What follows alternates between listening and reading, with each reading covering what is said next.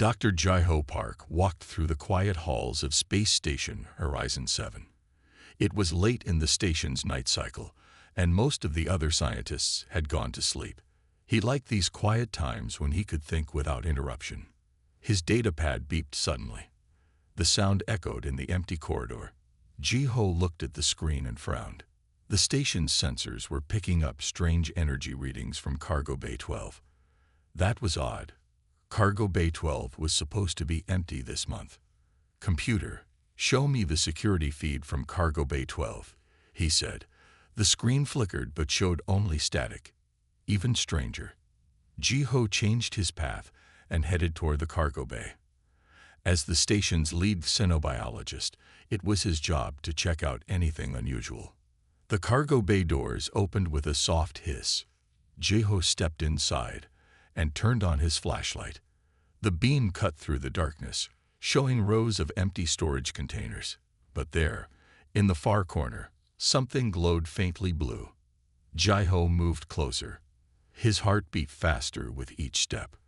The blue glow came from a stasis pod, the kind used to transport living creatures. But this pod wasn't on any cargo list. Someone had hidden it here. He wiped dust from the pod's control panel. The readout showed it was still working, keeping whatever was inside in a deep sleep. Ji-Ho pressed the viewing panel button.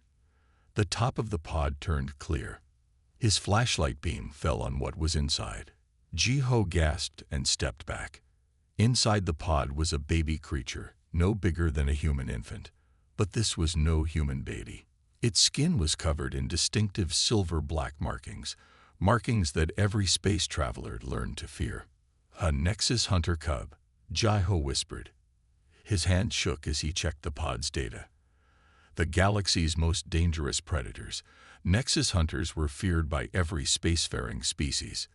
Even their young were considered too dangerous to approach. The pod's readings showed the cub was female and very young, only a few months old. She had been in stasis for 2 weeks. The pod's power was almost gone. In a few hours, it would fail, and the cub would die. Ji-Ho knew he should call station security. The safe thing would be to eject the pod into space before it failed. That's what the station's alien residents would want. That's what any other species would do. But as he looked at the sleeping cub, all Ji-Ho could see was a helpless baby who needed help. His hand moved to his communicator, but instead of calling security, he called his research partner. "Hey Yun, wake up. I need you in Cargo Bay 12 right now. And bring Dr. Kim from medical.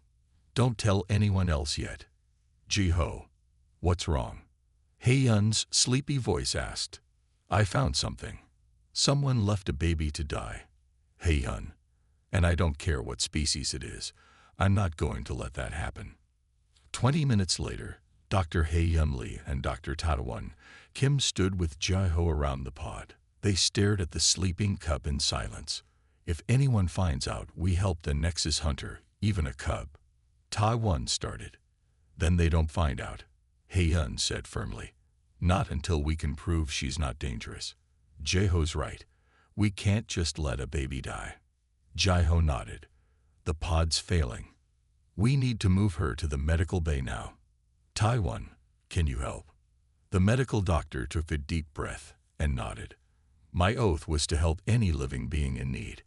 I didn't make exceptions for species." Together, the 3 humans carefully lifted the stasis pod. As they carried it through the dark halls, Ji-Ho looked at the sleeping cub again. He didn't know why someone had abandoned her here, but he knew humanity had evolved to protect the helpless, not fear them. Maybe that's what made humans different from other species in the galaxy. The cub's life readings stayed steady as they walked. Soon, they would face hard questions and harder choices. But for now, 3 humans had chosen compassion over fear. It was a small choice that would soon change the galaxy forever. The medical bay was quiet when Hey-Yun checked the cub's vital signs for the 3rd time that morning. 6 hours had passed since they had moved her from the cargo bay. The young Nexus Hunter now rested in a special containment unit, still sleeping peacefully. "How is she doing?" Ji-Ho asked as he entered the room. He carried 2 cups of coffee, offering one to Hye-yun. "Better than expected," Hye-yun said, taking the cup gratefully. Dr. Kim's treatment worked. Her body temperature is normal now, and her heart rate is steady. The door opened again. This time, 5 angry-looking alien council members walked in. The station's head administrator, a tall Centaurian named Kex, pointed at the sleeping cub. "Remove that creature from this station immediately," Kex demanded. His silver scales flashed under the bright medical lights. "Do you know what you've done? You've put everyone here in danger." Jaiho stepped forward. "The cub is harmless. She's just a baby. Harmless." Another council member, Bantal, made a clicking sound of disbelief. "That is a Nexus hunter. We found records in the pod's data. Someone stole this cub during a raid on a Nexus hunter ship. They left it here to die, because they knew what would happen if its kind found us helping it." Hye-yun looked at the sleeping cub. "So you want us to kill a baby because you're afraid?" "It is not about fear," Kex said. "It is about survival. The pod was nearly dead when you found it. If you had left it alone, nature would have solved this problem. Now you have involved us all." Dr. Kim walked in, carrying medical reports. He listened to the argument and shook his head. "I took an oath to help any living being in need. We all did. If we let this cub die when we could save her, we're no better than those who abandoned her." "Your human emotions will get us all killed," Bantal warned. "The Nexus hunters are the most dangerous predators in known space. They destroy everything they touch." Jaiho looked at his colleagues, then back at the council members. "Maybe they destroy everything because that's all anyone ever expects from them. Has anyone ever tried showing them kindness?" The aliens stared at him in shock. Hye-yun stepped up beside Jaiho. "We've studied the scans. This cub's brain shows signs of high intelligence. She can learn. She can bond with others. We have a chance to prove that even the most feared species in the galaxy can change."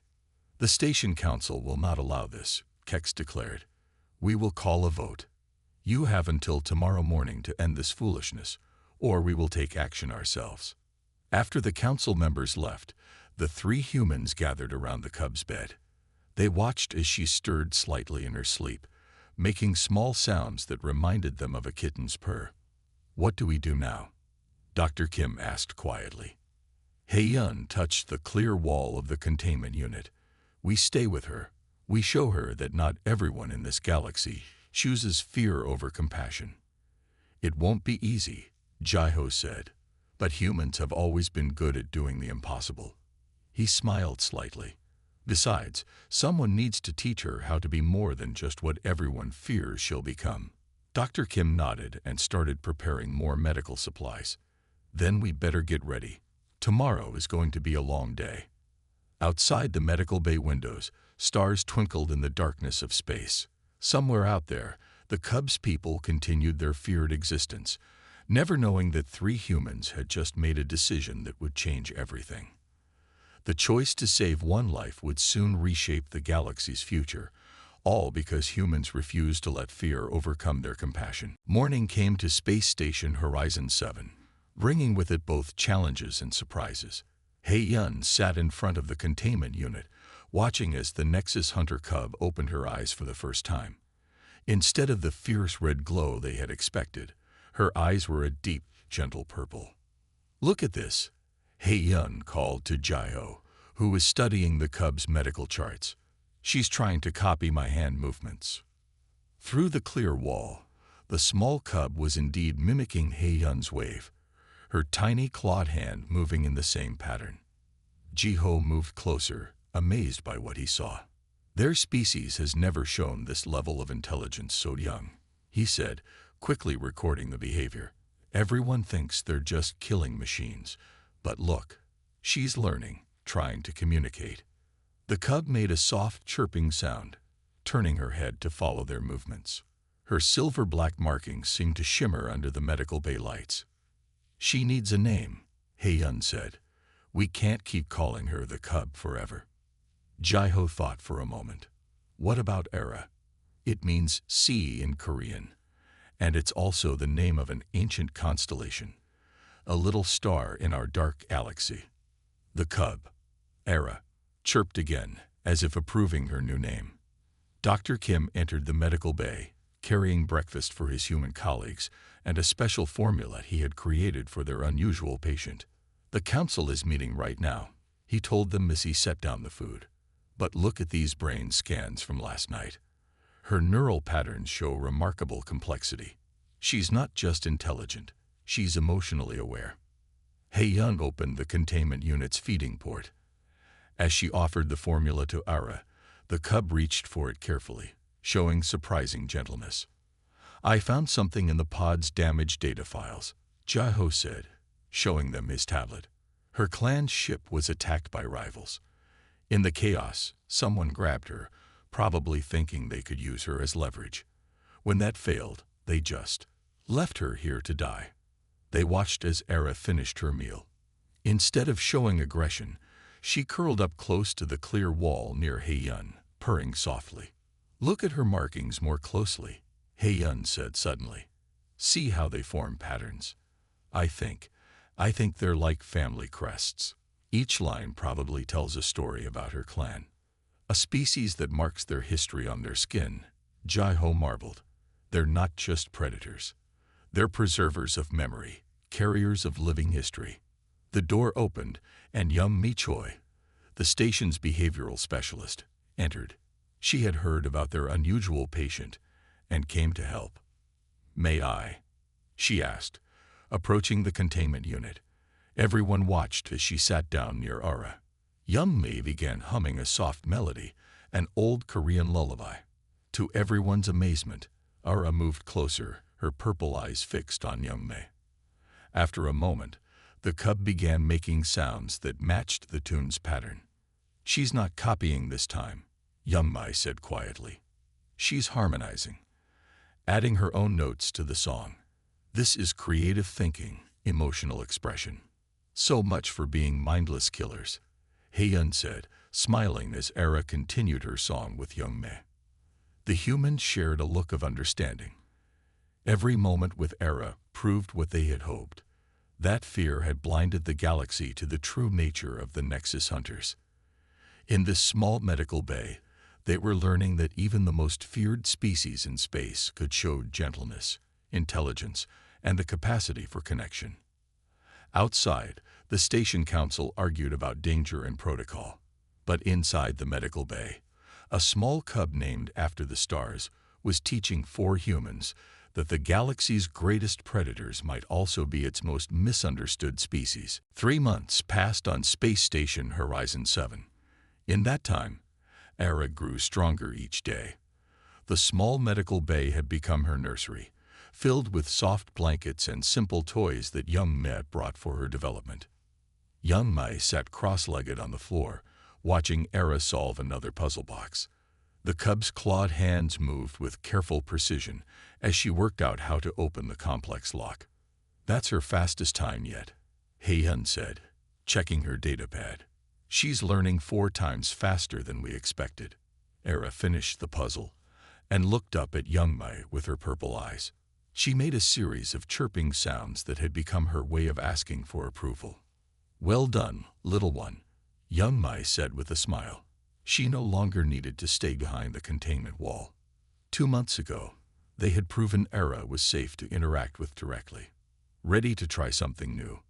The cub nodded, a human gesture she had learned. Young Mi took out a holographic display board. It showed simple shapes and colors. Era watched closely as Young Mi began their daily language lesson.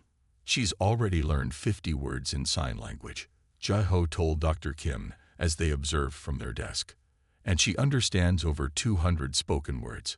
Her intelligence is remarkable." Dr. Kim nodded, reviewing his latest health scans of Era. "Her physical growth is just as impressive. She's healthy, strong, but also gentle. She's learned to control her natural strength perfectly." Their conversation stopped as they heard laughter from the play area. Ara had wrapped herself in one of her blankets, pretending to be invisible. Only her tail stuck out, twitching playfully as Young Mi pretended to search for her. To think everyone believes Nexus hunters can't play or laugh, Heyun said, recording the moment for their research. She's proving everything we thought we knew about her species was wrong. The peaceful scene was interrupted by a sudden alert. Red lights flashed as the station's emergency system activated. Juho rushed to check the monitor. 3 ships just appeared at the edge of our sensor range, he reported, his voice tense. They're not responding to hails. Era emerged from her blanket, sensing the human's concern. She moved closer to Young Me, making soft sounds of worry. It's okay, Young Me assured her, though she shared a worried look with her colleagues. We're safe here. The station's speakers crackled. Attention all residents, the administrator's voice announced. We have detected 3 unknown vessels approaching. All non-essential personnel must move to secure areas immediately. Heyun looked at the sensor readings and gasped. Those energy signatures, they matched the records from Era's pod. They're Nexus hunter ships. The cub's head turned sharply at this news. Her markings seemed to glow brighter as she stared at the window showing distant space. They must have been searching for her all this time, Jaho said. The pod's signal might have finally reached them. The humans gathered around Era, who looked at each of them with trust in her purple eyes. She had grown so much in 3 months, not just in size, but in her connections with them. She was proof that the galaxy's most feared predators could show love, playfulness, and intelligence. What do we do now? Dr. Kim asked quietly. Young Mei hugged Era gently. We stand our ground. We show them what their child has learned. We prove that humans were right to choose compassion over fear.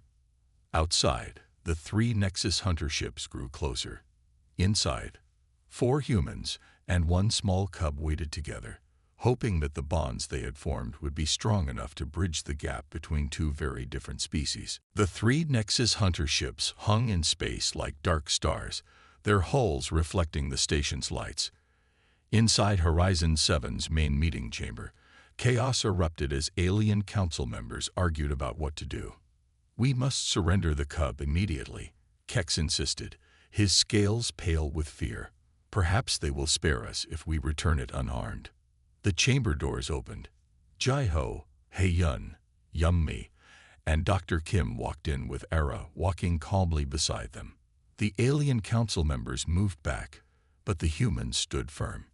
Her name is Era, Young-Mi said clearly. And she's not an it. She's a child who has learned, grown, and formed bonds here. The station's communication system suddenly activated. A deep voice filled the chamber, speaking in the common galactic language. This is Commander Nera of the Nexus Hunter Fleet. You have something that belongs to us. Prepare for our arrival. Era's head lifted at the voice. Her markings glowed brighter, and she made a series of complex sounds that seemed like a response. The docking bay reports their shuttle is requesting permission to land, a station officer announced, his voice shaking. Ambassador Sung Ho Kang stepped forward. The experienced human diplomat had arrived at the station a week ago when news of Era's presence began to spread. Grant them permission, he said calmly, and let them come here. It's time we faced this directly. 20 minutes later, the chamber doors opened again. 3 tall Nexus hunters entered, their silver-black markings gleaming. The leader, Commander Nera, stood nearly 8 feet tall. Her purple eyes, the same shade as Era's, scanned the room. The chamber fell silent. Then Era stepped forward, her small form brave in front of the towering adults of her species. She made a series of chirps and purrs, adding hand gestures she had learned from Young Mei. Commander Nera froze. Her markings pulsed with a soft light as she watched Ara communicate. The cub continued, pointing to each of her human caregivers while making more sounds and signs. She's telling them her story, Heyun whispered. Everything she's learned, everyone who helped her. The commander knelt down, bringing herself closer to Era's level. She made a gentle sound, one that seemed to hold both question and hope. Era responded by running to Young Mei, hugging her leg, then running back to Nera. Impossible, One of the other Nexus hunters whispered in the common language. The cub shows affection. She has learned their ways. Nera stood slowly, her gaze moving from Era to the humans. When she spoke, her voice was softer than before. You found my daughter.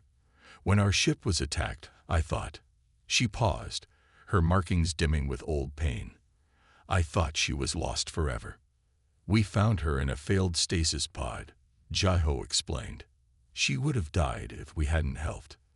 And yet you did help, Nera said. When all others in this galaxy would have left her to die, you humans chose to save her, to teach her, to love her. The last words seemed to surprise even her. The tension in the chamber began to fade. Era moved between her mother and her human friends, building a bridge between two species that had never before found common ground. Perhaps, Ambassador Kang said carefully, this is a moment to begin something new, not just saving one life, but changing how our people see each other. Nera looked at her daughter again, watching as Era made more sign language gestures to show what she had learned. The commander's expression softened with understanding. Yes, she said. Perhaps it is. The days following the Nexus Hunter's arrival brought many changes to Space Station Horizon 7. The medical bay, once Era's nursery, became a meeting place where two species learned to understand each other. Commander Nera sat with Ambassador Kang, watching as young Mei continued her daily lessons with Era. The cub moved easily between her human friends and her mother, helping both sides communicate. Your people have taught her so much, Nera said, her voice filled with wonder. We never knew our young could learn this way. We always thought strength was the only path. Ambassador Kang smiled as Era demonstrated a new word in sign language to her mother. Sometimes the greatest strength comes from gentleness. Your daughter has taught us as much as we taught her. Hei-yun and Jiho worked nearby, sharing their research with the Nexus Hunter scientists who had come aboard. The aliens' fierce appearance had stopped frightening the humans once they saw how carefully they handled the scientific equipment. See these brain patterns, Hei-yun explained, showing them the scans. Era's mind developed new pathways while learning language and problem-solving. She proved your species has amazing potential for growth and learning. One of the Nexus Hunter scientists, Linra, leaned forward with interest. Our warriors' markings tell our history, but we never thought to record knowledge this way. Your human methods of teaching and learning. They open new possibilities. Dr. Kim entered the room, carrying results from his latest studies. Commander Nera, we've compared Era's health records with the information you shared about your species. She's actually healthier than average for her age. Play and social bonds helped her develop stronger than we expected. Nera watched her daughter solve another puzzle with young Mei. In our culture, we raise our cubs to be warriors from their first breath. But Era, she is strong in a different way. She understands things we never thought to teach. The station's alien residents slowly began to change their views too. Where once they had hidden in fear, now they came to observe the odd sight of humans and Nexus Hunters working together. Some even joined the daily meetings, adding their own knowledge to the growing exchange. Your daughter may be the first of her kind to learn our ways, Ambassador Kang said to Nera, but she doesn't have to be the last. We could create a program, a place where both our species can learn from each other. Commander Nera's markings glowed with interest. A bridge between our peoples. It would change everything we thought we knew about each other. That's what humans do best, young Mei added, watching Era teach a simple game to her mother. We see possibilities where others see only barriers. The commander stood and faced Ambassador Kang. Then let us build this bridge together. My fleet will send word to our homeworld. The humans who saved my daughter when all others would have let her die. They have earned the right to call themselves friends of the Nexus Hunters, as if understanding the importance of the moment. Era moved between them. She took her mother's hand and Ambassador Kang's hand, bringing them together. The simple gesture of a child spoke more clearly than any formal treaty. Outside the station windows, stars twinkled in the darkness.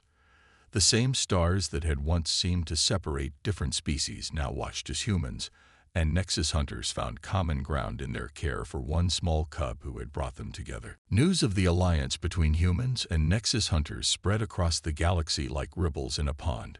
6 months after Commander Nera's arrival at Space Station Horizon 7, the station had become a symbol of change. Young Lei stood at the front of a new teaching center, speaking to a group of alien diplomats. Behind her, 3 young Nexus hunter cubs played with human children, sharing toys and learning games together. When we first found Ara, everyone thought we were making a mistake, young Mai explained to her audience. But look at them now. These cubs are learning just like she did. They're proving that understanding can overcome fear. The alien diplomats watched in amazement as one of the cubs helped a human child solve a puzzle. The sight of the galaxy's most feared predators showing gentleness still surprised many visitors. In another part of the station, He Yun and Jiho presented their research to a mixed group of scientists. Their work with Ara had opened new fields of study about how different species could learn from each other. The old stories about Nexus hunters being mindless killers were wrong, He Yun said, showing videos of Ara's progress. They have rich family bonds, complex language, and amazing ability to learn. We just needed to look past our fear to see it. Ambassador Kang walked through the station's corridors with Commander Nera. They passed windows showing Nexus hunter ships and human vessels docked peacefully side by side. The Centaurians have requested to join our exchange program, Kang said. They were the first to oppose us taking in Ara. Now they want to learn from our success. Nera's markings glowed with pride. More of our clans are sending their cubs to learn here. They see how Ara has grown strong in both body and mind. She shows a new way forward for our people. In the station's garden area, now adapted for Nexus hunter plants, Ara sat with Dr. Kim. She had grown taller in the past months, but her gentle purple eyes remained the same. They watched as alien visitors toured the garden, no longer running away at the sight of a Nexus hunter. Your story has changed many minds, Dr. Kim told her. Species that never spoke to each other are now working together, all because humans chose to help one small cub. Ara nodded, using the sign language she had helped adapt for her people. Humans saw me as I could be, not as what others feared I was. Now we all learned to see each other that way. The station's alien council, once divided by fear, had become a model for cooperation. Kex, who had first demanded Ara's removal, now helped coordinate education programs between species. We were wrong about many things, Kex admitted during a council meeting. The humans showed us that compassion is not weakness. Understanding those we fear can make us all stronger. As evening fell on the station, young Mai recorded her daily research notes. Footage showed Nexus hunter cubs learning alongside children from a dozen different species. The sight would have seemed impossible just months ago. The galaxy is changing, she wrote, not through force or fear, but through the simple choice to help a child in need. Humans may not be the strongest or oldest species in space, but we showed that the power to change the galaxy can start with a single act of kindness. 5 years had passed since the day Jiho found a small stasis pod in Cargo Bay 12. Space Station Horizon 7 had grown 3 times larger, becoming the galaxy's premier center for interspecies cooperation and learning. Ara stood tall now, her silver-black markings shimmering as she addressed a group of new students. Both her mother's strength and her human teacher's gentleness showed in the way she carried herself. "Welcome to Horizon 7, she said, using both spoken words and sign language. "I was once like you, afraid and unsure about meeting those who seemed different. But here, we learn to see past our fears to find understanding." Young Mai watched from nearby, pride glowing in her eyes. Her former student had become one of the station's most respected teachers. Ara's classes always had waiting lists, filled with students from species that once would never have shared the same room. In his research lab, Jiho worked with a team of scientists from 12 different species. They studied how compassion and understanding could break down barriers between even the most different peoples. Remember what the humans taught us, Era told her students. True strength isn't about who has the sharpest claws or the biggest ships. It's about having the courage to show kindness when others choose fear. Hei Yun entered the classroom, carrying a special surprise. In her arms was a small container holding a delicate plant, the first successful hybrid of human and Nexus hunter botanical science. This flower, Era explained to her class, grows stronger because it combines the best of two different worlds, just like all of us here. Commander Nera, who now led the Nexus Hunter diplomatic fleet, visited the station often. She watched her daughter teach with the same gentle strength that had changed so many minds. The humans who saved you, Nera said during one visit, they did more than rescue one cub. They showed us a better way to live. In the station's Great Hall, a special display showed pictures from the past 5 years. Images of Era growing up alongside her human friends, the first peaceful meetings between species that had once been enemies. Cubs and children from different worlds learning and playing together. Dr. Kim, his hair now gray, still worked in the medical bay where it all began. He treated patients from all species, each one a reminder of how far they had come. When we chose to save Era, he told his medical students, we didn't know we were changing the galaxy. We just knew we couldn't let fear stop us from doing what was right. Ambassador Kang, preparing to retire, looked out at the busy station corridors. Humans walked alongside Nexus hunters, while other aliens mixed freely with both. The fear that once ruled their interactions had been replaced by curiosity and respect. This is humanity's greatest gift to the galaxy, he said to Era. Not our technology or our strength, but our ability to see hope where others see only danger. As evening fell, Era stood at the same window where she had once watched stars with young Maya as a cub. Now she watched her own students, humans, Nexus hunters, and other species, walking together toward a future built on understanding instead of fear. The humans saw something in me when I was small, she said softly. They saw not what I was, but what I could become. Now we all learn to see each other that way, and the galaxy is better for it. In the vastness of space, Horizon 7 shone like a beacon, a place where one small act of human kindness had grown into a light bright enough to change the course of history, not through force or fear, but through the simple choice to help a child in need.